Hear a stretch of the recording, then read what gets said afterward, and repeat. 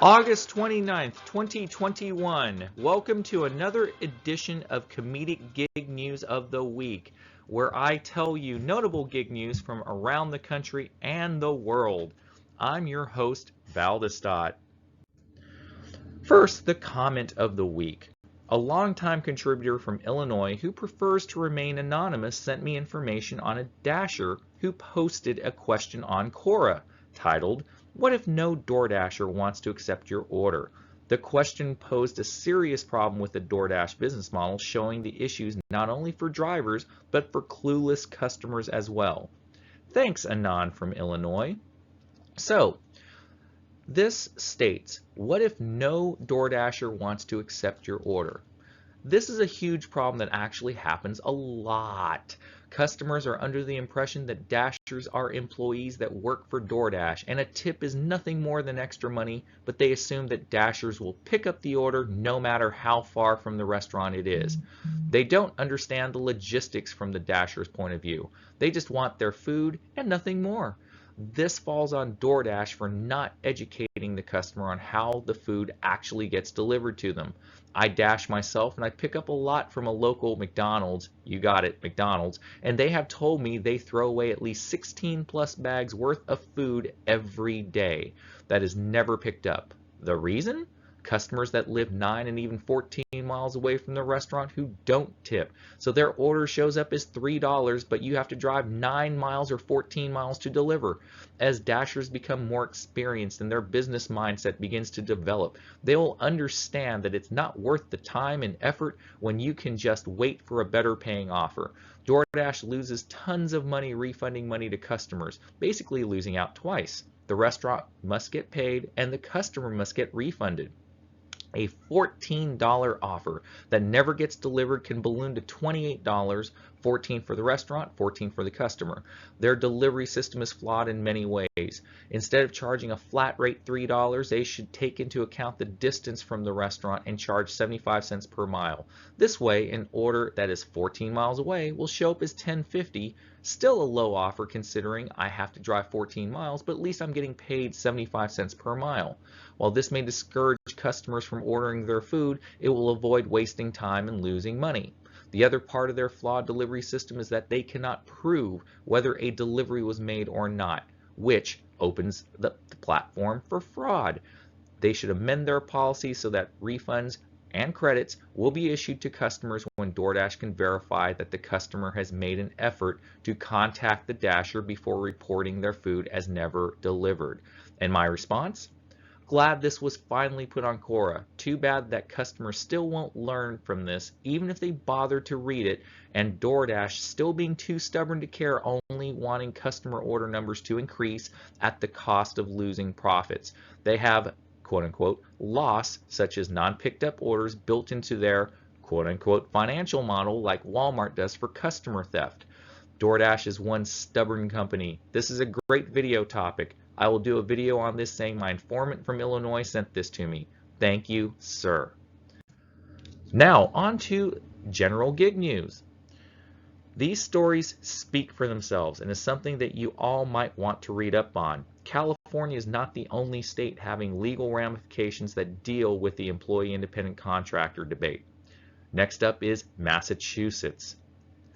The Yahoo News title sounds like something from a B-rated movie from the Lifetime movie channel about a high school senior earning easy money as a babysitting escort until she finds out her next client is her stepfather.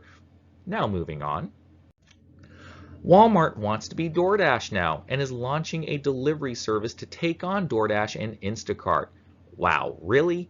So Walmart wants to become the #1 least transparent delivery service and having the ability to remove driver tips with unlimited mileage to get to the customer? Good luck with that, Walmart. DoorDash and Instacart won't go down without a fight to lose that title.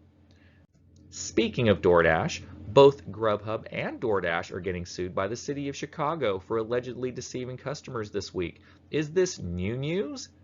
Hasn't this been happening for years now? I thought that this was par for the course with these companies, but if you look up lawsuits in the dictionary, you'll see both of their logos as examples nowadays. GrubHub now has a logo color change befitting the Netflix show Orange is the New Black. I guess Matt Maloney will be guest starring as a prison guard that screws with its laborers in a penal system designed for complete control over its workforce. Trouble in paradise in the DoorDash corporate world. This article shows insiders within the company starting to sell large quantities of stock. Profit taking or signs of a decline before the crash and burn of DoorDash. Maybe Tony Hsieh will jump out of his penthouse window when all of the investors start riding with their pitchforks and adding machines. Uber Eats has now teamed up with a South Korean company to come up with this innovative delivery scooter to, quote unquote, keep your food intact in transit. Careful now, drivers. Driving by these scooters might blow them off the road with the air pressure as you drive by them. Stray pigeons have been known to knock them over as they fly by. If you didn't know by now, Uber and Lyft are charging ridiculous rates to riders. Go figure. Less drivers driving for them means less cars picking up riders. Maybe pay the drivers more to encourage people to come back to drive for them again? But on the flip side, taxis are becoming popular again. Never thought I would see the day that taxis would be a more affordable option. Only gig apps could turn the world upside down and ruin a good thing. It is a sad day to be an Instacart shopper. Not only can a shopper be tip-baited by your customers, but now you are about to have over 300,000 more shoppers to compete with for your orders. Did someone say, "Mm"?